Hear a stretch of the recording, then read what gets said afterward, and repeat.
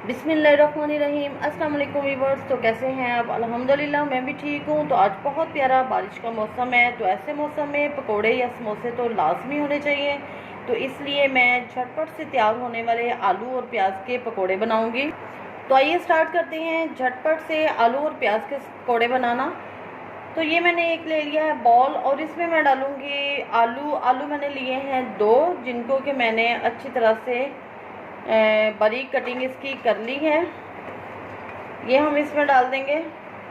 साथ ही इसमें हम डाल देंगे प्याज मैंने लिए हैं 4 से 5 मीडियम साइज़ के, उसको भी हमने कट कर लिया है, ज़्यादा बारीक कटिंग उसकी हमने नहीं की। और इसके बाद हम इसमें डालेंगे सब्ज़ मिर्च मैंने 3 ली हैं, मीडियम साइज़ की थी, तीनों की हमने कटिंग कर ली है।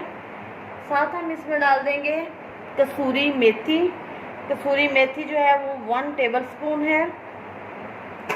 और इसके बाद हम डालेंगे इसमें सब्ज़ धनिया, 1 मुट्ठी जो है वो मैंने हरे धनिए की ली है। और अब इसमें हम डालेंगे इसमें हम डालेंगे पहले बेसन मैंने लिया है 1 कप भर के। ये बेसन मैंने छान के पहले से ही रखा हुआ है, जब हम लेके आते हैं तभी इसको अच्छी तरह से छान के फिर रखते हैं। और वैसे भी बेसन ये बहुत अच्छा और साफ़ सुथरा होता है। और इसके बाद मैं इसमें डालूँगी मसाले,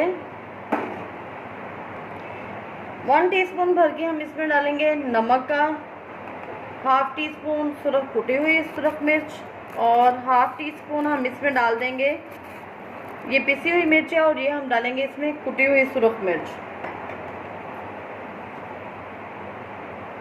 आधा चम्मच इसमें हम डाल देंगे गरम मसाले का, आधा चम्मच हम इसमें डाल देंगे ज़ीरा पाउडर, और 1 चम्मच भर के इसमें साबुत धनिए का डालेंगे, सूखा धनिया। आधा चम्मच हम इसमें डाल देंगे अजवाइन का, और इसको हम कर लेंगे अच्छी तरह से मिक्स। प्याज भी और आलू भी जो हैं वो इसमें गीले थे, तो जितना हम इसको अच्छी तरह से मिक्स करेंगे, फिर जितने पानी की हमें ज़रूरत होगी वो इसमें पानी डाल के इसका हम अच्छा सा पेस्ट बना लेंगे, मसाला बना लेंगे पकौड़ों का।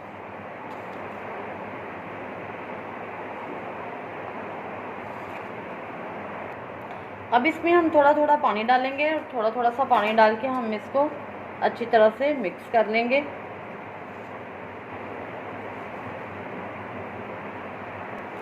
पकौड़ों का बैटर जो है वो तैयार हो चुका है, और अब मैं रखती हूँ कढ़ाई, और उसमें ऑयल डाल के गरम करते हैं और फिर इनको फ्राई करते हैं। ऑयल अच्छी तरह से गरम हो चुका है, और अब मैं इसमें डालती हूँ पकौड़े बनाने के लिए इसमें हम डालते हैं। और ये हम हाथ से ही डालेंगे, चम्मच से नहीं डालेंगे।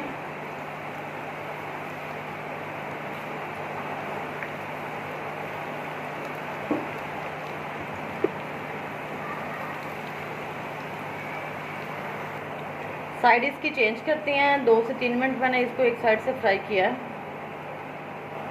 और ये अच्छा सा कलर आ चुका है इस पर। पकौड़े फ्राई हो चुके हैं, और अब मैं इनको निकालती हूँ।